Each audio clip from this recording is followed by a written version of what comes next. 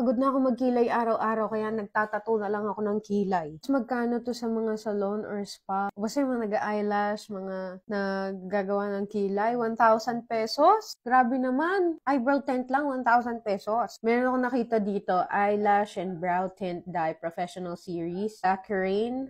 Brown number 2 yung gamit ko. Saka in fairness, kasi kompleto na yung tools niya. Merong applicator, may maliit, may malaki, merong spoolie, mini scooper. Kasi ewan ko, scooper din yata to. Tapos ito yung pinaka-tint niya. Madami na to. Kasi konting-konti lang yung ginamit ko eh. Yan lang oh. Gapatak lang. Tapos ewan ko kung ano to. Basta nakalagay, chestnut brown. Ewan ko nalilito ko kung ayun yung tint o ito. May kasama pang maliit na suklay na ganyan. May angled brush pa na kasama na ganito. Ito ata yung pinaka-applicator. Pero ang pinili ko ay ito. Kasi mas precise. Maliit. Madaling i-control. Sana nakikita nyo. Madali lang siyang gawin. Hitan ko lang yung kilay ko, tapos nilalagyan ko lang ng korte na gusto ko. Para lang meron akong parang stencil bag. Kuha ka ng concealer. Kung paano ka maglinis ng normal na kilay.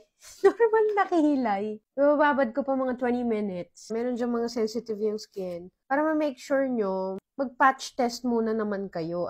Wag basta-basta lagay, okay? Ayoko nang masyadong ibabad siya. Baka masyado namang tumapang pag masyado kong ibinabad. Ay, bet! Ganda! Ganda naman! Tama lang yung kulay na kinuha ko. Brown number 2. Natural lang. Siguro mga 1 week tong magtatagal. Ayan ang effortless. Dahil hindi ka nagkikilay.